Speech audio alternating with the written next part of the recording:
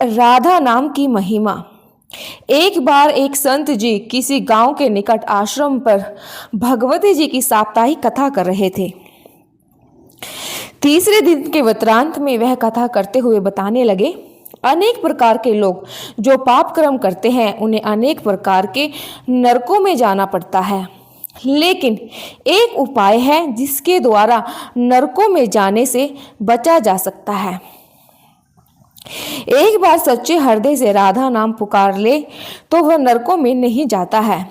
एक सेठ जी रोज आकर सत्संग सुना करते थे। सत्संग समाप्ति के पश्चात वह संत जी के चरणों में आकर बड़े जोर से रोने लगे। संत जी ने कहा, अरे सेठ जी, क्यों रोते हो? तुम्हारा मन इतना उदास क्यों है? सेठ जी रोते हुए कहने लगे, भगवान, आपकी कृपा से मुझे सब कुछ प्राप्त है, पर मेरे मन को एक बड़ी चिंता सताती है। संत जी कहने लगे, कहिए कौन सी चिंता है आपको? सेठ जी कहने लगे, आज आपने भगवत कथा में नरकों का वर्णन किया और वर्णन करते हुए बतलाया कि जीवों को अनेक पापों से नरक की प्राप्ति होती है, लेकिन एक उपाय है जिसके द्वारा नरक में जाने से बचा जा सकता है। तो प्रभु, मैं तो आपकी शरण में हूँ, रोज सत्संग सुनने आता हूँ। मेरे मन में तो यह विश्वास है, आप संतों की कृपा से भगवत की प्राप्ति से मेरा उद्धार तो हो ही जाएगा। लेकिन मेरा एक छोटा भाई भी है जिसकी उम्र 50 साल है।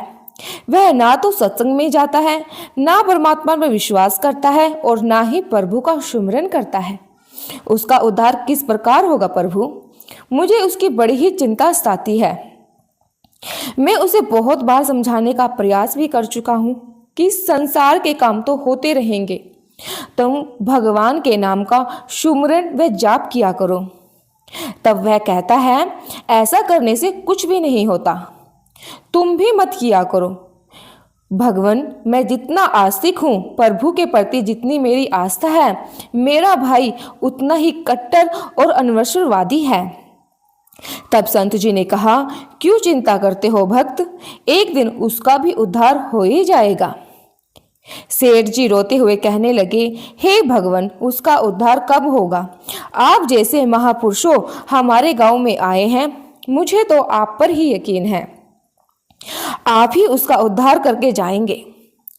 अब आप कैसे भी कृपा करके मेरे घर आइए और एक बार तो उसके मुख से श्री राधा नाम का उच्चारण कराइए। तब सेठ जी की विनय सुन संत जी कहने लगे, कल सत्संग समाप्ति के पश्चात मैं आपके घर आऊंगा और उसे परमात्मा के नाम का सुमिरन भी अवश्य ही करवाऊंगा।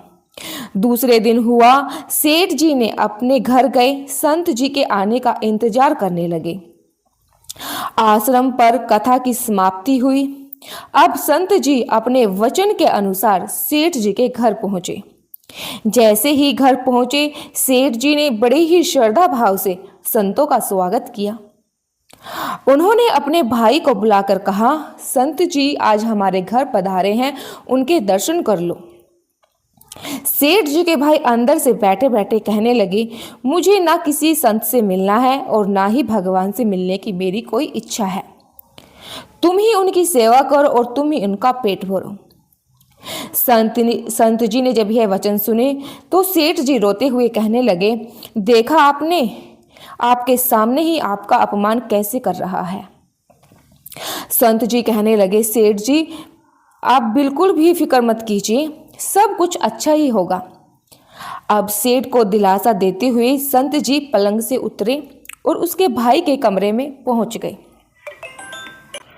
और उसके कंधों पर हाथ रखकर कहने लगे, और बताओ आज तक कितना कमाया? वह संत जी को इस प्रकार अपने नजदीक देखकर कहने लगे, अपना हाथ मेरे कंधे से हटाओ। मैं ना तो संतों को मानता हूँ ना भगवान को मानता हूँ। लोग जितने आस्तिक होते हैं, मैं उतना ही कट्टर नास्तिक हूँ। मैं भगवान को नहीं मानने वाला हूँ। आप मेरे नजदीक क्यों आए हैं? संत जी कहने लगे, मैं तो अपना काम करने आया हूँ। संतों का काम होता है लोगों का उद्धार करना। आज तुम्हारे उद्धार का कार्य मिला है तो अवश्य ही करके जाऊंगा। वह सेठ का भाई भी बड़ा ही कट्टर था। वह कहने लगा, आपको किसी का भी उद्धार करना है कर लीजिए, पर मेरा उद्धार आप नहीं कर सकते। मैं कुछ भी नहीं करने वाला हूँ। सेठ के भाई को देखकर संत जी मुस्कुराकर कहने लगे, अरे भाई, एक बार राधे राधे बोल दो। वह सेठ जी का भाई कहने लगा, मैं कुछ नहीं बोलूँगा। संत जी ने प्यार से फिर कहा, अरे भाई, एक बार राधे राधे तो बोल दो। वह कहने लगा, नहीं कहूँगा। संत जी ने फिर कहा, राधे राधे बोल दो। वह सेठ का भाई कहने लगा, मैंने कहा ना, मैं नहीं बोलूँगा। पर संत जी पुनः सेठ जी के पास आए और कहने लगे, अब आपने मेरे ऊपर यह जिम्मा सौंपा है, अब मैं जैसा करूँगा आप बीच में मत आना। आप सारे परिवार वाले बाहर जाकर बैठ जाओ, और जब तक मैं आपको बुलाऊं नहीं, एक भी परिवार वाला इस कक्ष में ना आए। अब इस प्रकार सेठ जी अपने परिवार सहित बाहर आकर बैठ गए। अब कक्ष में सिर्फ संत जी और सेठ जी का भाई था। संत जी ने पुनः प्रेम से कहा, अरे भाई, एक बार राधे राधे तो बोल दो। वह कहने लगा, मैंने आपसे मना किया है ना, मैं नहीं कहता हूँ, ना भगवान को मानता हूँ और ना भगवान की बातों को मानता हूँ। मैं कट्टर नास्तिक हूँ। संत जी पुनः उसे प्रेम से हंसते हुए कहने लगे, जितने तुम कट्टर नास्तिक हो, मैं उतना ही आस्तिक हूँ। मैंने अगर निश्चय कर लिया, तुम्हारे मुख से राधा नाम सुनकर ही जाऊंगा, और पक्का समझ लेना कि तुम्हारे मुख से राधा का नाम निकलेगा ही निकलेगा। वह कहने लगा, आप कितना भी प्रयास क्यों ना कर ले, मैं एक बार फिर नाम नहीं लूँगा। अब संत महापुरुष होते ही हैं बड़े दयालु, पर लीला मात्र उन्होंने क्या किया, उस सेठ के भाई का हाथ पकड़ा और हाथ पकड़कर जोर से घुमाने लगे। अब वह सेठ ठहरा 50 साल का वृद्ध अवस्था का आदमी। संत भी वृद्ध थे, पर संतों के अंदर भक्ति का तेज बहुत ज्यादा होता है। उन्होंने जोर से उसके भाई का हाथ घुमाया, मरोड़ दिया। हाथ घुमाकर संत जी फिर कहने लगे, बोलो राधे राधे। वह सेठ का भाई फिर कहता है, नहीं कहूंगा। अब तो संत जी ने जोर से हाथ घुमाकर सेठ के भाई को जमीन पर पटक दिया और खुद उसके ऊपर पेट पर चढ़कर बैठ गए। और संत जी फिर कहने लगे, बोलो राधे राधे। सेठ का भाई भी बड़ा कट्टर था, वह फिर कहने लगा, नहीं कहूंगा। अब तो संत जी ने दोनों हाथ पकड़े और उसके पैरों को बांध दिया और कहने लगे, बोलो, कहो राधे राधे। अब ऐसी अवस्था में वह सोचने लग जाता है कि यह संत तो मुझे आज मार ही देगा। तब उसने बिना किसी इच्छा के अपनी जान बचाने के लिए एक बार ऐसे ही कह दिया, राधे राधे। जैसे ही उसने राधे राधे का उच्चारण किया, संत जी ने उसके हाथ पैर को खोल दिया। उसके बंधनों को छोड़कर बाहर आकर कहने लगे, लो सेठ जी, आपका कल्याण हो गया, आपके भाई का भी कल्याण हो गया। सेठ जी कहने लगे, अंदर से बड़ी तेज तेज आवाजें आ रही थी।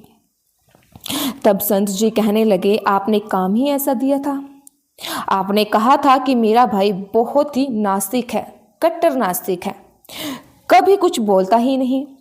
आज आपके भाई ने राधे राधे का नाम का उच्चारण कर लिया और इसका एक बार उच्चारण करने से इसका कल्याण हो गया। अब मैं जा रहा हूँ, कल से पुण्य मेरी कथा है। अब संत जी तो अपने स्थान पर लौट गए। सेठ का भाई जमीन से उठकर अपने भाई से कहने लगा, अरे भाई, ये कैसा संत था, मुझसे झगड़ा करने आ गया और मेरे ऊपर चढ़कर बैठ गया और कहने लगा, अगर राधे राधे का नाम का उच्चारण नहीं करोगे तो मैं तुम्हारे ऊपर ऐसे ही बैठा रहूंगा। अब उसकी बातें सुनकर सेठ जी तो हंसने लगे। वह हंसते हुए मन से भगवान को धन्यवाद देते हुए कहने लगे, हे प्रभु, आपके संत भी आपकी तरह बड़े ही दयालु हैं, खुद कष्ट सहकर भी लोगों का कल्याण करते हैं। समय व्यतीत होता गया, मुश्किल से 5-6 महीने गुजरे होंगे। अचानक से एक दिन छोटे भाई का देहांत हो गया। शरीर समाप्ति के पश्चात आत्मा शरीर से अलग हो जाती है। वह आत्मा ही ऊपर यमराज के पास जाकर सारे हिसाब किताब देती है। अब इस व्यक्ति का हिसाब किताब खोला गया। यमराज ने चित्रगुप्त से कहा, जो आज इंसान हमारे पास लाया गया है, इसका क्या हिसाब है? चित्रगुप्त कर्मों का हिसाब देखकर बताने लगे, हे भगवान, इसने अपने जीवन में कभी परमात्मा का नाम सुमरन नहीं किया है। इस इंसान ने सदा पाप ही पाप किया है।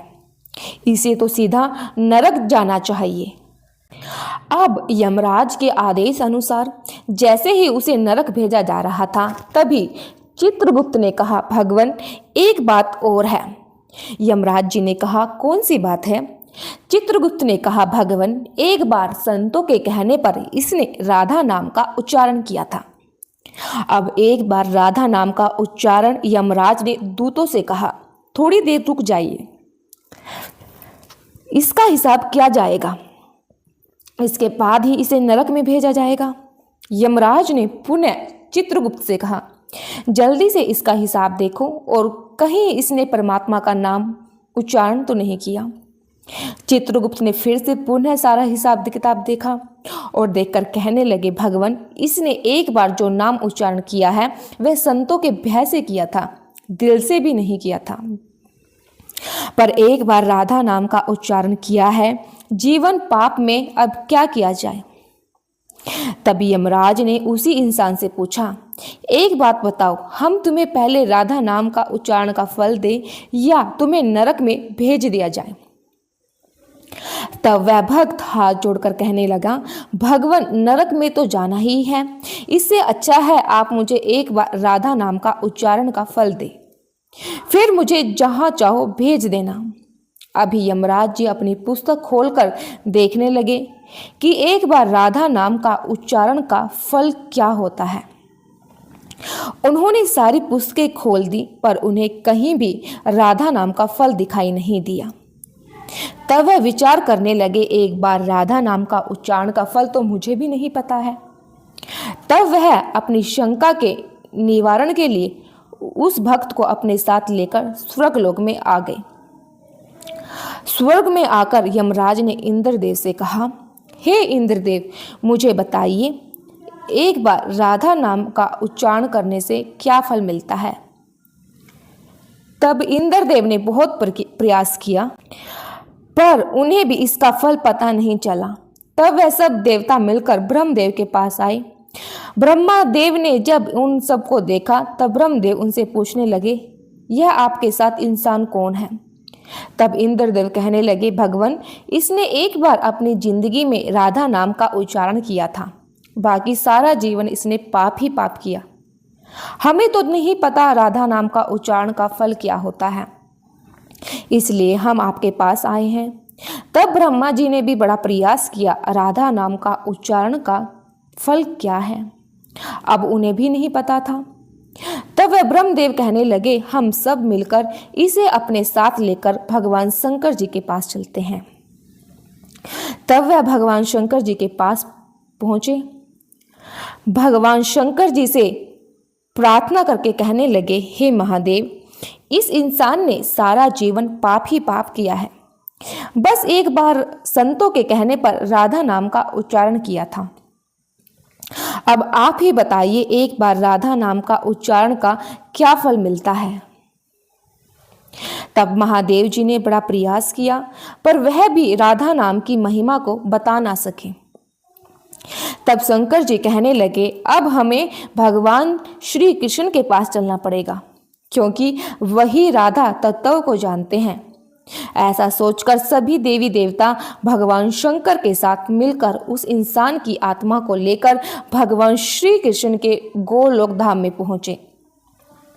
गोलोक धाम में भगवान श्री कृष्ण राधा जी के साथ अपने आसन पर विराजमान थे। भगवान श्री कृष्ण ने सभी देवी देवता का सम्मान किया और उनसे पूछा, आज अचानक से आने का क्या कारण है? तब भगवान शंकर हाथ जोड़कर कहने लगे, हे भगवान, यह इंसान इसे धरती से लाया गया है। इसने अपने जीवन में अनेकों पाप किए हैं, पर एक बार राधा नाम का उच्चारण भी किया था। यमराज जी पता ना कर सके कि एक बार राधा नाम का उच्चारण करने से क्या फल मिलता है। तब वह इसकी जानकारी लेने के लिए इसके साथ इंद्र जी के पास स्वर्ग में आए थे। फिर स्वर्ग से होते हुए ब्रह्मलोक में आए। फिर ब्रह्मलोक से होते हुए यह मेरे पास पहुंचे। अब मैं इन्हें सबको अपने साथ लेकर आपके पास लेकर आया हूं। अब आप ही बताइए, एक बार राधा नाम का उच्चारण करने से किस फल की प्राप्ति होती है? क्या फल हमें मिलता है? जब इस प्रकार से बातें चल रही थी, तभी श्री कृष्ण के पास बैठी राधा रानी बड़े जोर से हंसने लगी। तब श्री कृष्ण ने कहा, हे राधिके, क्यों हंसती हो? तब राधिके कहने लगी, हे भगवान, यह अभी तक राधा नाम की महिमा और महत्व को नहीं समझ पाए। तब भगवान शंकर जी कहने लगे, हे महारानी जी, राधिका नाम का क्या असर है, आप ही हमें बतलाइए। तभी राधा रानी जी कहने लगी, हे महादेव, आप खुद सोचिए, इस व्यक्ति ने एक बार अपने जीवन में राधा नाम का जाप किया।